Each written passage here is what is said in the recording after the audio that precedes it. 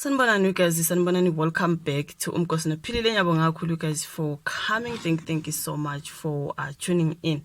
So mangabe umshayela ekhaya igama lami uphilile. Thank you for your love and support. Ungakhohlwa ukuthi subscribe ke mangabe aka subscribe. Yeah, like the video as well. It is very important you guys. Nokuthi nje you guys don't skip ama ads as a please. Allow the ads to play. If you bump into an ad during the video, please let it run. Now, ngiyabonga guys. Now let us talk about this thing.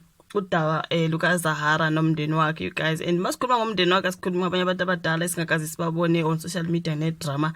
We're just talking about the two sisters uBandezwa noLumka. Kune story esiphumela izolo you guys kaZimoja and on other publications as well mina ukuthi ngiyangithande wenzani ukuza kaZimoja because that's my favorite publication.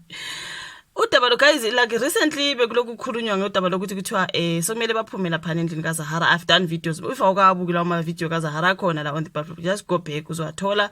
Kwakhulunywa ngokuthi ogirl sesishayile isikhathi sokuthi baphume ngoba uZahara wayenikeza isikhathi to stay longer by umuntu owathenga indlu ku auction, right?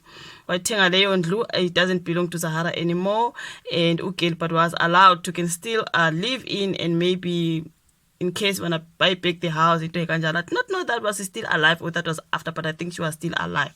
Now, indlu yathengwa ke ngoba ugirl vele bekukhulunywe ngekoloto zendlu kudala, right? Ngawenza lawo ma video akhona, please go watch them. Kwafika ke isikhathi sokuthi udade uyashona, unfortunately, may he so rest in peace. Akhona nalawo ma video you guys, you can still go back. Angifuni siloko sikhuluma ngento eyi-1. Wadlula emhlabeni udade sababona before esagwele sasesibhedlela singakafika endlini kwakhe emhlabeni. Kwakhulunywa ngokuthi uLumka noBandezwa ulele esibhedlela unomyeni wakhe. Remember she had a fiance uMphoxaba. Kwathiwa ogirl babonakala leka Small Street kuthiwa bathetha amakhadi kaZahara bahamba bashopha amagushi nama Louis Vuitton nama what lawa awaka Small Street ama fake ngekhadi lika Zahara, ngemali kaZahara yokugcina. Imagine uyagula embhedeni sesibhedlela uyagula, abantu bahamba bona bayo ngekhadi lakho, something like that. Kwashiwo kanjalo kodwa babuya ogirl bayala. Okay, wadlula udade sababona esifeni, sabona ispeech engasibhayanga mina because I was already upset with them ukuthi niyenza kanjani ukuthi umntwana uyagulela embhedeni, niyalaphela na niyothenga ngekhadi lakho, uyagula uyayidinga leyo mali esibhedlela, uyayidinga even though kwakuthi uMphoxaba i-medical aid yakhe iyamkhokhela uZahara esibhedlela. Okay, but still uyagula umuntu uyayidinga leyo mali kwathi bayala ogirl bathe ngamanga leyo into sathi hawu umgosi. Okay, sadlula lapho washona udade sabona benza ispeech, mina vele ngase ngibhorekile. Okay, kwadlula lapho kwathiwa ke bahlala endlini kaZahara ke emva since uZahara esedlulile emhlabeni. Kwazoba nesithombe lapho esatrendayo kuthiwa nampo sebegqoka impahla zikaZahara. I think it was a week or 2 weeks after you guys uZahara bekiwe.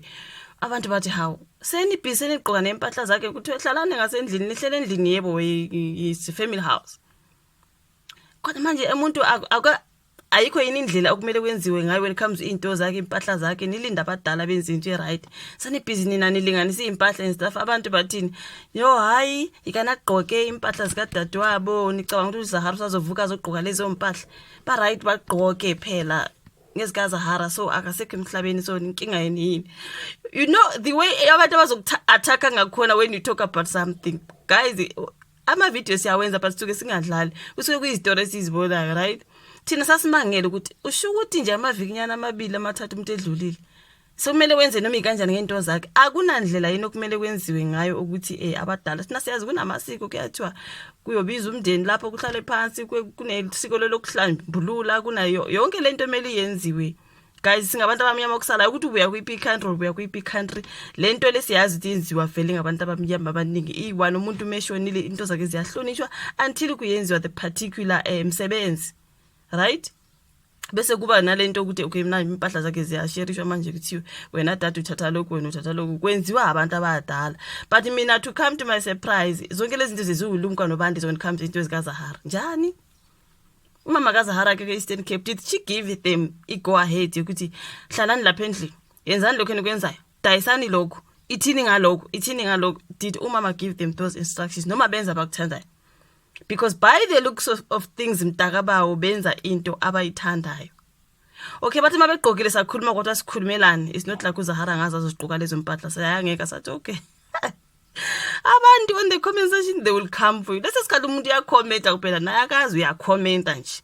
Okay, kwadlula lokho kwathiwa ke manje umuntu othenga indlu uthe abahlala kwesikhatshana kwakuthi hayi ubandizwa kuthi bafuna ukwenza iconcert, bafuna ukuraise imali ke yokuthenga indlu kaZahara Beck. Sathi okay bangakwenza lokho shame and save indlu kadadewabo shame Nkosi yami. You know, kwangathi concert thizeni awuphumelelanga. Okay, kwathiwa bahlulekile manje ke sekufika isikhathi sokuthi umnikazi wendlu sethi ayi ngicela ke niphumeni senginikeza isikhathi is enough. You can now leave so that nami ngenza ama plans wami. Ngaleyo ndlela uyithengile phela lo muntu. Ubonakala ngathi ogela abafuna ukuphuma. Ngwenzile futhi nalawo ma video akhona, go watch them. Ogela ngathi abafuna ukuphuma lapha. But the sad part, indlu sibelonga to someone. You are given the permission ukuthi ayihlala ke until isikhathi esingaka. You were supposed ukuthi khona lapha na makuthi wahlala until isikhathi esingaka vele uqala ukudayisa izinto. Ogela bahlala until the last day. Siyezwa ukuthi lamba kuthiwa bayadayisa kumele baphume ngelanga elingaka banikezwe up to the 15th, something like that. Is 15 beziningi you guys. Kwathiwa khona besaqala ukudayisa. Umuntu uthi phumani bona khona besaqala ukudayisa. Njani? Bekumele uqala ukudayisa izinto before. Okay, sathi sikuzwile lokho ba late manje sebeyatatazela sekumele baphume betatazela. Bebekubi. Okay, sawenza ama video kwadlula. Sisathi silibele ukuthi hayi izinto bayazidayisa bayaphuma umnikazi wendlu uthengelanga elingaka. Manje ke masisathi sisalinde ukuthi sizwe ukuthi baphume njani ukuthiwa ogirl baphume bashiya bemoshe into abayenze lapha, hayi ukuthi benza masibomo just to get back at the person who bought the house. Kuthiwa basuse nestofu basintshontshile, allegedly story sithi bantshontsile because guys umuntu othenga indlu kanti i-built in stove usho ukuthi wena ungafika la endlini ine built in stove. Istofu ngesakho mawuthutha kumele uhambe nestofu. Does it work like that? Istofu sihamba nendlu yonke. Istofu is part of the it's a built in stove. Akwana ama two plate lawa you guys isiwaphakamisayo nama prem wethu namahasi. It's a built in stove.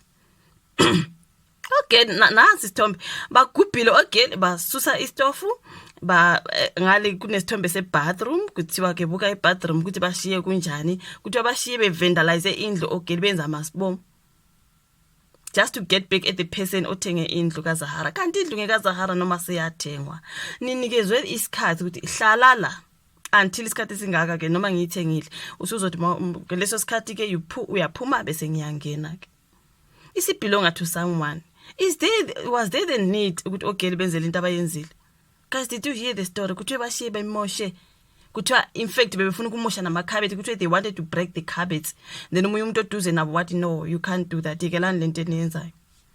Because I'm not lying, the story is there. I even did it on my other channel, Philip Papa's Entertainment. Please go and watch that video. The story says Zahara's sisters accused of stealing a built-in stove by Uthionya. Okay, Zahara's sisters are said to have stolen a stove from her house that has since been sold.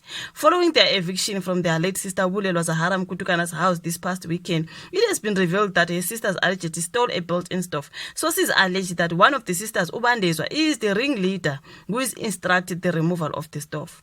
Kuthi ubandezwa think ngomdala kulumka kuthiwa nguyothe siyamosha siphuma la soshiya nje sizobabonisa uyenzela le ndlu ithengwe ngomunye umuntu, they paid money for it. Okwakho you have to thatha into zakho uqoqa into zakho, hayi istofu asisakho, istofu ngesomnikazi wendlu ayithengile. Bona benze masibomo you guys, they know very well the istofu sisala la ekhaya.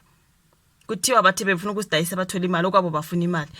Nayibona indaba kaZahara osisi bakaZahara imali ukuthi buya back way back. Kuthe makuthiwa bathethe ikhadi likaZahara igula bayoshopha abo Louis Vuitton nabo Gucci, abantu bathi hayi ikelana abanye abantwana. Nabantu badala kuZahara lapha odadewabo bakaZahara badala. How dare you do this embarrassing uZahara azilalele khona. Yini yonke lento abasele benze emva. Ngabe uma wabo is aware of this. Phela kuthiwe the police were called ukuthi ababaxoshe bebengafuni ukuhamba. The police were called to evict them.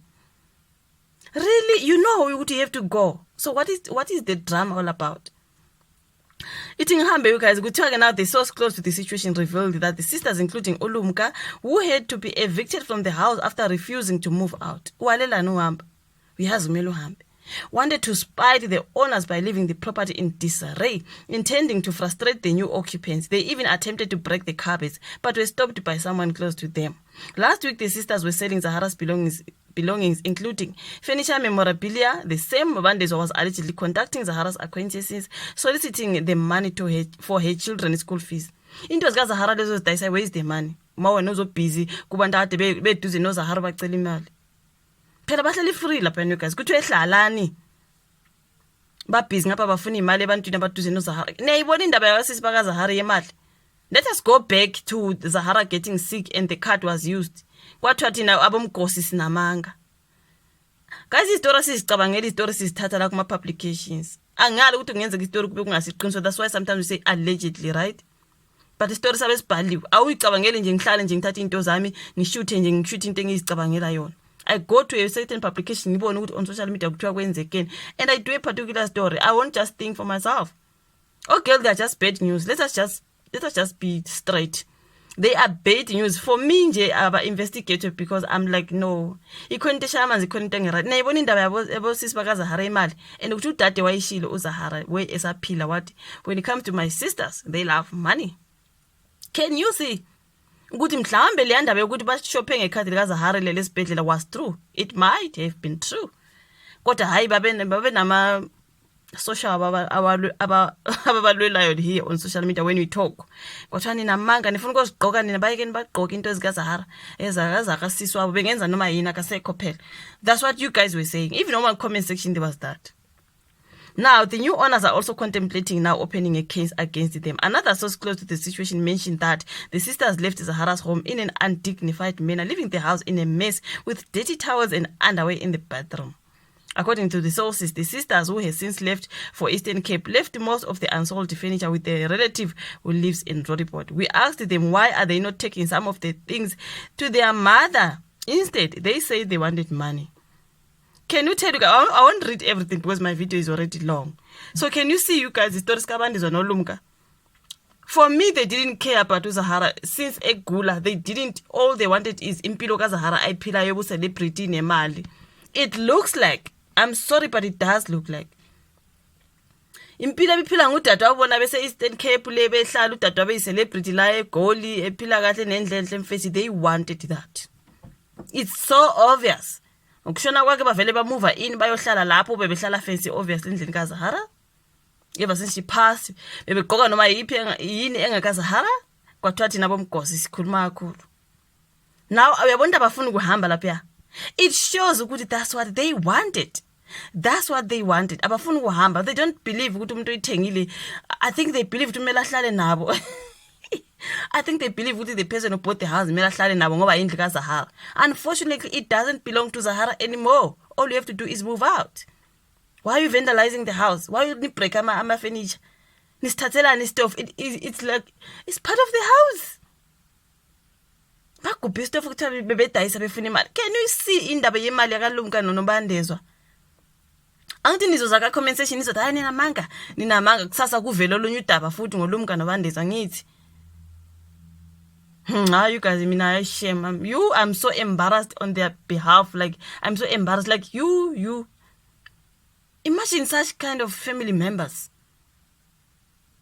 Uzohlaza umntana abantu ezilalela aziphumule lalele khona into abasele beyenza le emva koshona kaZahara. Like, seriously? It's embarrassing, man. Imagine singabazi total. I'm so embarrassed on their behalf. It's nonsense. Look at that particular bathroom that is spoken about. Sis. So this is how they were living in that house. Oba kwenze ngoba sebeyamlaya umuntu ongenile. Baphosela yonke into amapaint wabo everywhere lapha. Since kuthiwa they left underwear and towels and yonke into. Isaleleni yona because ngokwabo lokho yikho kade kumele bakuthatheke lawo ma towels namapaint labashiye lapha. Istuff kumele sisale. They must take whatever that is there on that bathroom. This is disgusting. Hayi ngeke bafethu kodwa siyimndeni nje singama families sizinukena amakhwapha shema hayi ngeke for me nje I'm like hey but anyways guys if you follow the comment section akuthi nizoza nizoba defender izani niba defend nizobona something's going to come out again and I have a feeling kukhona kunye sazokuzwa ngoBandezwa noLumka. I'm so sorry to uZahara ukuthi igama lakhe lokuqhamukile ngosisi bakhe lapha uLumka noBandezwa abazenza bamthanda kakhulu during her funeral.